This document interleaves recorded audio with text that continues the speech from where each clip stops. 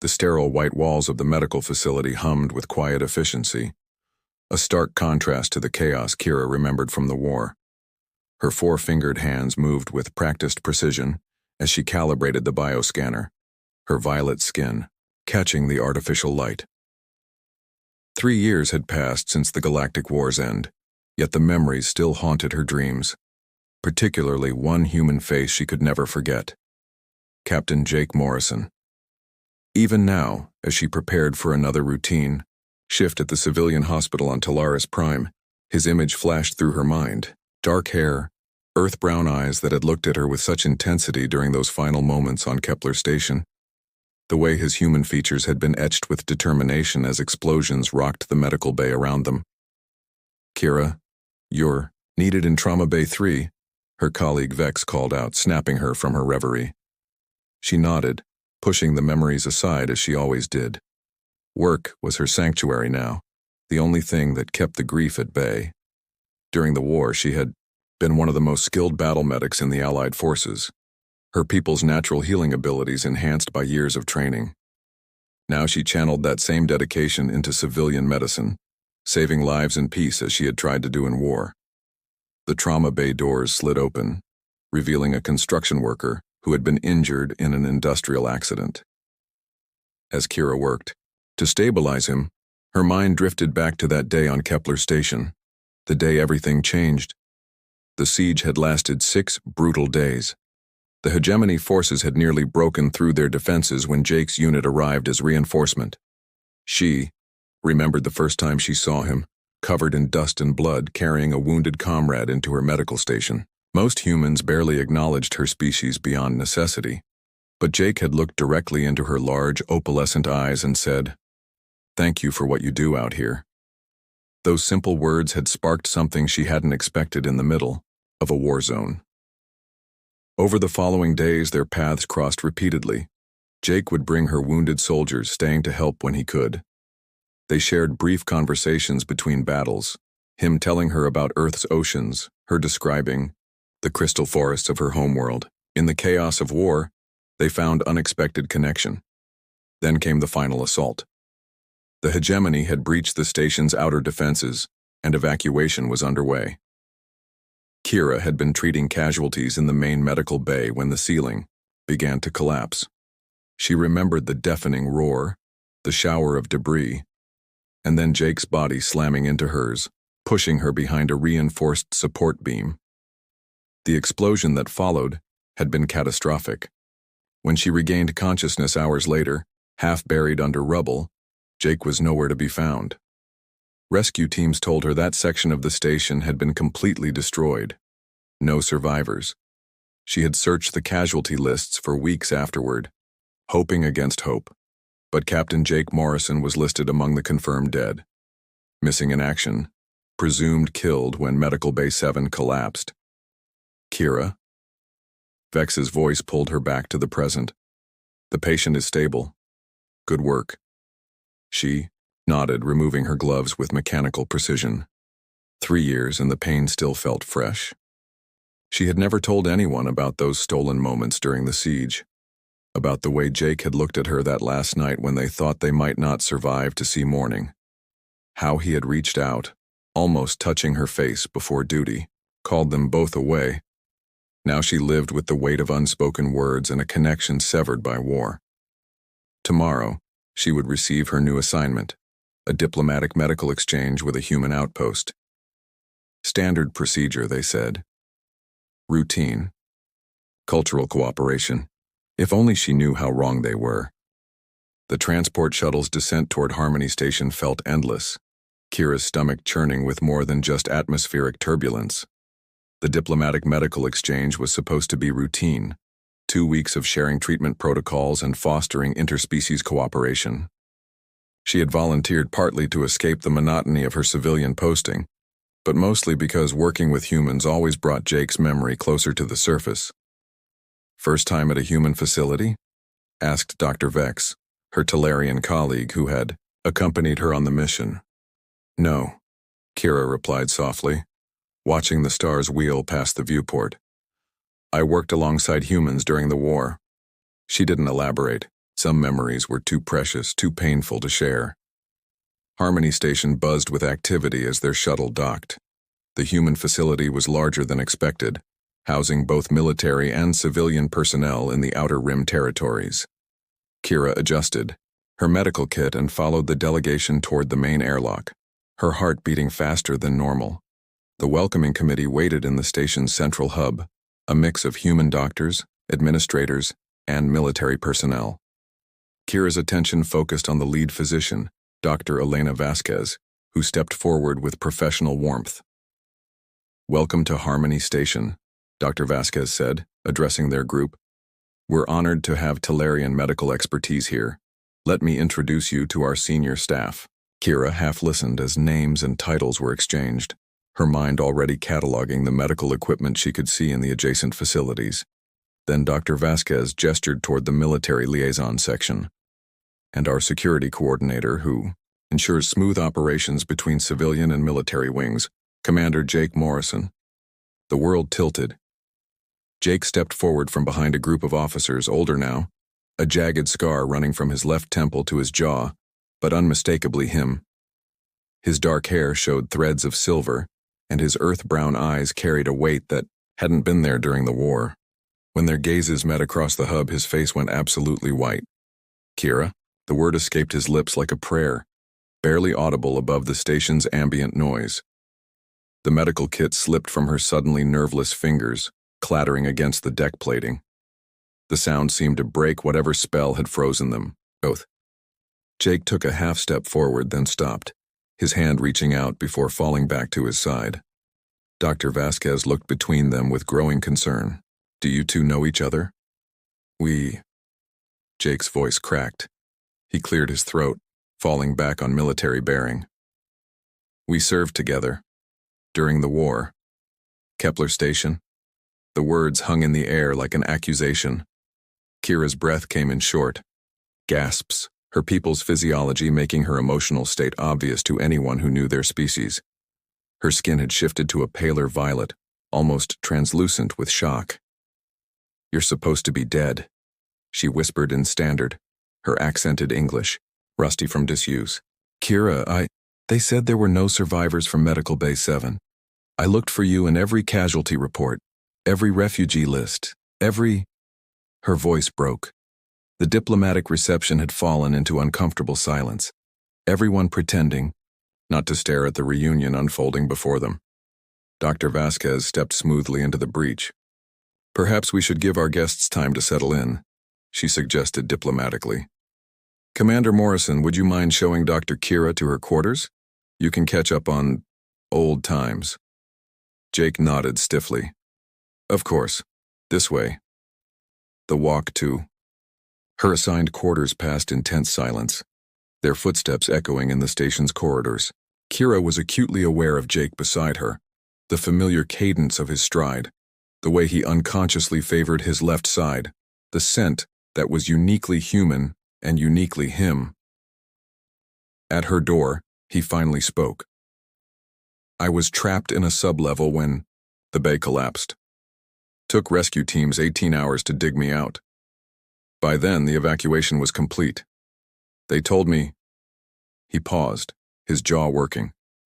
"They told me you'd been transferred to a hospital ship, that you were safe. I never left the station until the final evacuation," Kira said quietly. "I kept working in the emergency sites hoping what?" She looked up at him then, her opalescent eyes bright with unshed tears. "Hoping you would walk through the door like you always did, bringing me patience and staying to help when you could." Jake's hand rose toward her face, the same gesture he'd started 3 years ago, then stopped just short of touching her skin. "Kira, I thought about you every day. But when I tried to find you after the war, your people's military records were classified. I had no way to..." "You looked for me?" "Of course I did."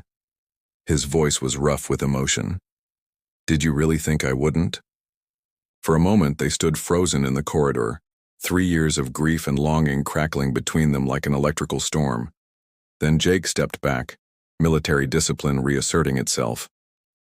"You should rest," he said formally. "The medical exchange begins tomorrow. Dr. Vasquez will brief you on our protocols." He turned to leave, then paused. "Kira, I'm glad you're alive. I'm glad you're here."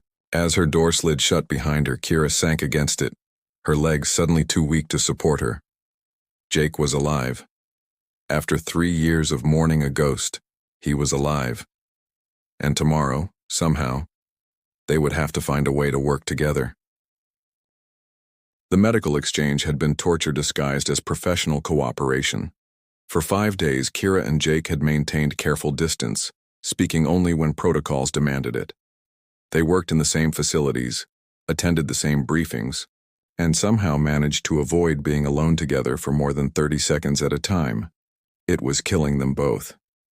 Kira threw herself into the work with desperate intensity, impressing the human medical staff with her innovative healing techniques. Her people's natural bioelectric abilities, combined with advanced training, made her invaluable in the trauma units. But she could feel Jake's presence like a constant weight, watching her from across surgical suites and conference rooms. Late, in the evening of the 6th day, she found herself alone in Laboratory 7, analyzing tissue samples that didn't really need analyzing. The quiet hum of equipment provided white noise for her churning thoughts. She had just reached for another sample when the door chimed. "Come in," she called without looking up. "Working late again?"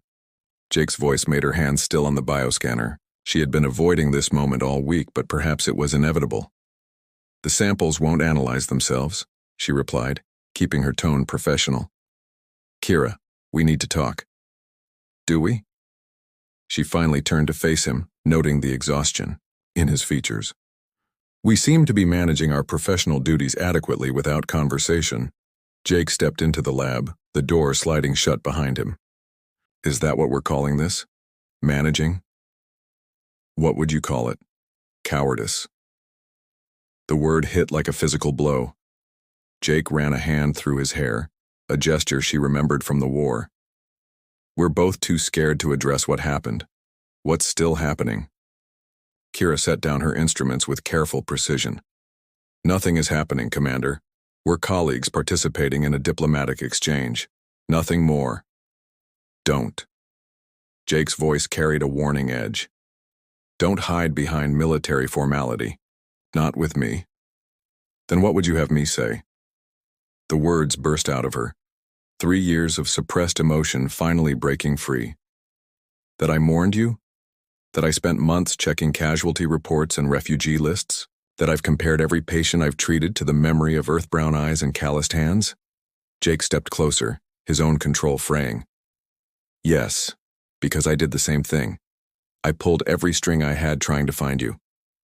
I requested transfer to every sector where Talarian medical units were deployed." "Hey, stop." Kira held up a hand, her skin shifting to the deep violet that indicated distress.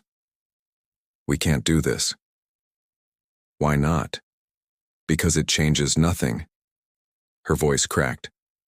"The war is over. We have different lives now. Different responsibilities. In 2 weeks I return to Talaris Prime and you remain here. What's the point of reopening wounds that barely healed?"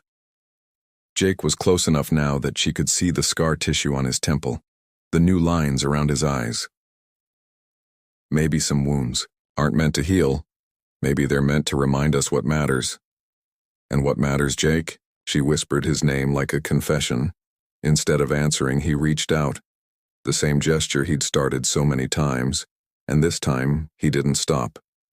His fingertips brushed her cheek, and she gasped at the contact.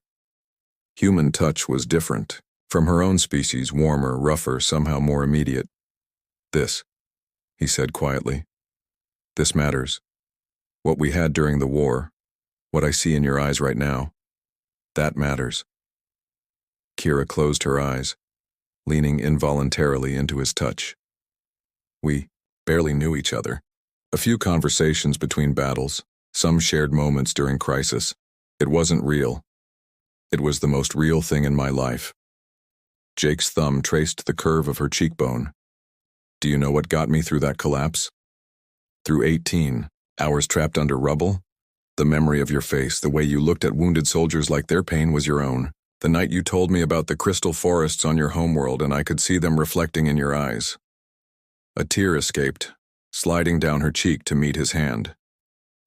Jake, I know it's complicated. I know the odds are against us. But I can't pretend this doesn't exist anymore. Can you? She opened her eyes, meeting his gaze fully for the first time since their reunion. In his expression, she saw the same desperate hope she felt building in her chest. I can't, she admitted.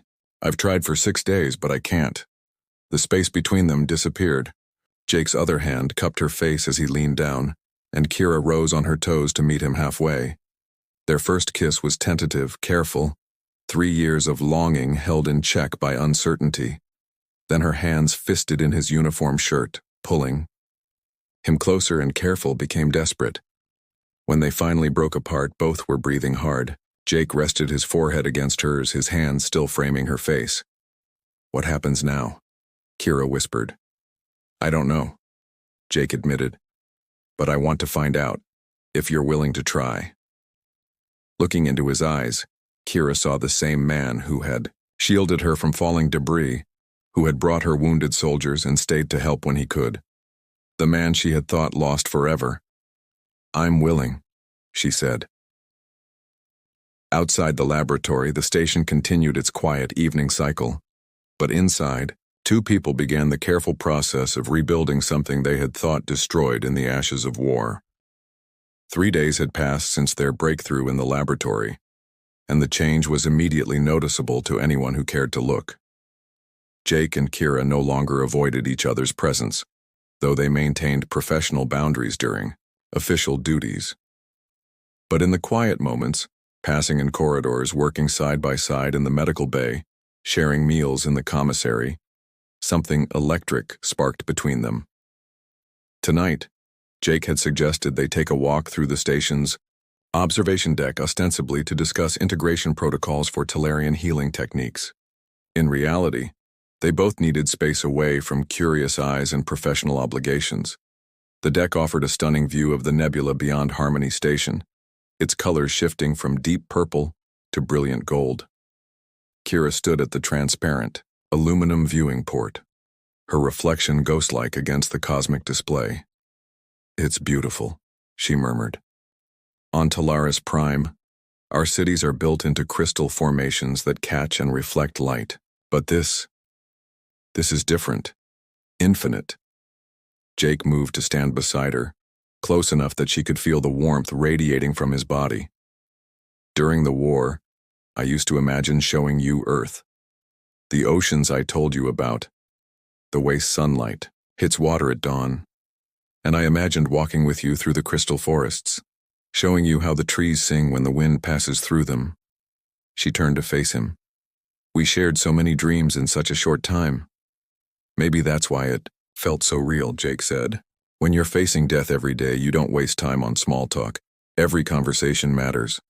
Kira reached out, her fingers tracing the scar on his temple. Tell me about this. What happened after the collapse? Jake's eyes closed briefly, at her touch. 18 hours under debris. Broken ribs, punctured lungs, severe head trauma. They didn't think I'd make it. When I finally woke up in the medical ship, the war was essentially over, and everyone from Kepler Station had been scattered to different postings. The scar suits you, she said softly. It makes you look distinguished. Jake laughed, the sound rusty from disuse. Is that your medical opinion, doctor? No, Kira replied, her voice dropping to barely above a whisper. That's my personal opinion. The shift in her tone made Jake's breath catch. He turned fully to face her, his hands settling on her waist. Kira, I need you to know something. These past 3 days being near you again, it's been incredible and terrifying. But I don't want to push you into anything you're not ready for. What if I told you I was tired of being careful? She asked, stepping closer until they were almost touching. What if I said that for 3 years I've wondered what it would have been like if we'd had more time on Kepler Station? If we'd been brave enough to act on what we both felt? I'd say I've wondered the same thing every day since. Kira's hand slid up his chest to rest against his shoulders. Then maybe we should stop wondering. Jake's control, already stretched, thin by days of careful distance, finally snapped. He pulled her against him, his mouth claiming hers with 3 years of pent-up desire. This kiss was nothing like their careful exploration in the laboratory. This was heat and hunger and desperate need. Kira responded with equal fervor, her body molding to his as her hands tangled in his hair. She tasted like the exotic fruit from her homeworld that she sometimes brought to meals, sweet with an underlying complexity that made him want more. When they broke apart, both were breathing hard. Jake's forehead rested against hers, his hands still spanning her waist. "My quarters," he said roughly. "If you want—" "Yes," she whispered before he could finish the question. The walk to Jake's quarters felt endless, though they maintained proper distance in the corridors. But once his door sealed behind them, all pretense of restraint evaporated. Jake's hands framed her face as he kissed her again, walking her backward until her legs hit his sleeping alcove. "Are you sure?" he asked, his voice strained with the effort of holding back. In answer, Kira began unfastening his uniform shirt, her fingers surprisingly steady despite the magnitude of the moment. "I've never been more sure of anything." What followed was a slow, careful exploration of differences and similarities. Human skin was warmer, rougher than her own species, but Jake's touch was gentle as he mapped the subtle patterns of bioluminescence that traced along her spine and shoulders. Markings that only appeared when Talarians were deeply aroused or emotionally moved. "You're glowing," he whispered against her throat, his voice filled with wonder. "It's what happens when we feel strongly about someone," she managed, gasping as his lips found a particularly sensitive spot. "I can't control it." "Don't," Jake said, lifting his head to meet her eyes. "You're beautiful. All of you." They came together with surprising tenderness, years of longing and loss transforming into something deeper, more profound than simple physical need. For Kira, it was a revelation. She had never experienced the unique intensity that came from true emotional connection, combined with physical intimacy. For Jake, it was like coming home after years of wandering. Later, as they lay entwined in the soft lighting of his quarters, Kira traced patterns on Jake's chest with her fingertips. "I never thought this was possible," she admitted quietly. "Which part?" Jake asked, his hand stroking through her dark hair. "Any of it. Finding you alive, having this chance, feeling like—" She paused, searching for words. "Like what?" "Like maybe the war didn't take everything from us after all." Jake pressed a kiss to the top of her head. "It didn't. We're here. We're alive. And we have choices to make." Kira lifted her head to look at him. "What kind of choices?" "The kind that could change both our lives," Jake said seriously. "This can't just be 2 weeks stolen from reality, not for me. I need to know if you're willing to try for something more." Looking into his eyes, seeing the hope and fear mingled there, Kira realized she had already made her choice. She had made it the moment she stepped onto Harmony Station and saw him alive. "Ask me," she whispered. Jake's hand cupped her cheek. "Stay with me, Kira. Not just tonight. Not just for the remainder of the exchange. Stay and let's build something real together." "Yes," she said without hesitation. "Yes, I'll stay." As they kissed again, sealing their promise, neither noticed the soft chime of Jake's communication panel, a message from command that would arrive in the morning, bringing new complications to their fragile happiness.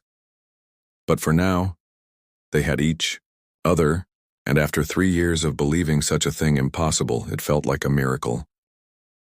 The morning brought both joy and complications in equal measure. Kira woke in Jake's arms for the first time, her bioluminescent markings still faintly visible along her skin, a sign that her emotional connection to him remained strong even in sleep. The sight made Jake smile until he noticed the blinking message indicator on his communication panel. "Command transmission," he said apologetically, gently disentangling himself from her embrace. "Probably routine, but I should check." Kira stretched languidly, unashamed of her nudity in the soft morning light. "Don't apologize. We both have duties." Jake activated the panel, and Admiral Harrison's stern face appeared on the screen. Commander Morrison, you're being reassigned. The Diplomatic Corps has requested your expertise for a new joint human-Talarian research facility on the neutral world of Haven. Your experience with interspecies cooperation makes you the ideal candidate. You'll need to be ready for transport in 72 hours. The message ended, leaving them both staring at the blank screen in stunned silence. A research facility, Kira said slowly. On Haven. I know that tone, Jake said, turning to face her. What aren't you telling me? A smile began to spread across Kira's features. 3 months ago, I was offered a position as head of xenobiology at a new joint research station. I turned it down because I wasn't ready to leave Talaris Prime. The facility was being built on Haven. Jake felt hope begin to bloom in his chest. The same facility. It has to be. How many joint human-Talarian research stations could there be? Kira sat up, excitement making her markings pulse with soft light. Jake, they're still recruiting. I could contact my former supervisor, see if the position is available. Are you sure? It would mean leaving your home, your family. Kira cupped, his face in her hands. You asked me to stay with you. This is how we make that possible. The next 3 days passed in a whirlwind of applications, interviews, and preparations. Dr. Vasquez, who had observed their careful courtship with amused approval, provided glowing recommendations for both of them. The Talarian Medical Council, impressed by Kira's innovative work during the exchange, fast-tracked her application. On their final night aboard Harmony Station, they found themselves back on the observation deck where they had first kissed. This time, they weren't alone. Dr. Vasquez had organized a small farewell gathering for the diplomatic exchange team. To new beginnings, Dr. Vasquez toasted, raising her glass, and to colleagues who have become friends. As the others chatted and laughed around them, Jake pulled Kira aside to a quieter section of the deck. No second thoughts, he asked. None, Kira replied firmly. Though I should warn you, working together and living together might be complicated. I'm counting on it, Jake said, pulling her close. I've had enough of simple for one lifetime.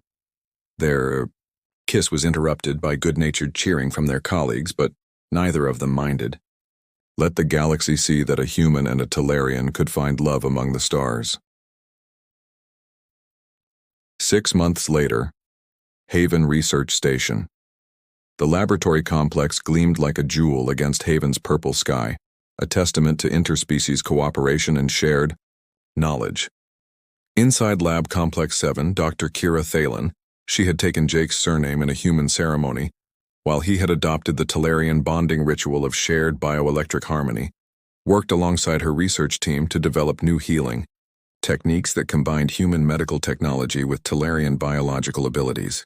Dr. Thalen, the commander is here to see you, her assistant announced. Kira looked up from her bioscanner to see Jake standing in the doorway, still wearing his dress uniform from the morning's diplomatic reception. How did the meeting with the hegemony delegation go?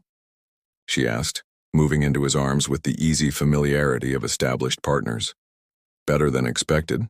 They're interested in our joint research protocols. Jake's hands settled on her waist, his touch still sending sparks through her nervous system even after 6 months together. But I didn't come here to talk about politics. No? Kira's eyebrow arched in the expression Jake had come to adore. I came to ask my brilliant scientist wife if she wants to have lunch with me on the observation terrace. I heard the Havenian sunset is particularly beautiful today. I'd love to, Kira said, then lowered her voice. But I should warn you. I have news that might change our dinner plans. What kind of news? Kira's smile was radiant as she placed his hand over her abdomen. The kind that means we'll need to contact both our families very soon, and possibly invest in some child-rearing texts that cover human-Talarian hybrids. Jake's eyes widened as understanding dawned. Are you telling me? I'm telling you that in about 7 months we're going to have a very interesting addition to our family. The kiss that followed was witnessed by half the research station, but neither Jake nor Kira cared. They had found their way back to each other across the vast emptiness of space and time. They had built something real and lasting from the ashes of war, and now they were creating new life together, a symbol of hope for a galaxy still learning to heal from the wounds of conflict. Later that evening, as they watched Haven's twin moons rise over the research complex, Kira rested her head against Jake's shoulder. "Do you ever think about what would have happened if you hadn't been assigned to Harmony Station?" she asked. "Every day," Jake admitted. "But then I remember something you told me during the war." "What's that?" "You said that in Tellarian philosophy, the crystal forests grow strongest where the ground has been broken, that destruction and creation are part of the same cycle." Kira smiled, her markings pulsing with contentment. "So you're saying we needed to be broken apart to grow strong enough for this?" "I'm saying," Jake replied, pulling her closer, "that sometimes the best things in life are worth waiting for, even if you have to cross a galaxy to find them again." As the stars emerged in Haven's darkening sky, two former soldiers turned researchers turned life partners looked toward a future bright with possibility. The war had taken much from them, but it had also given them each other, and in the end, that made everything else worth it.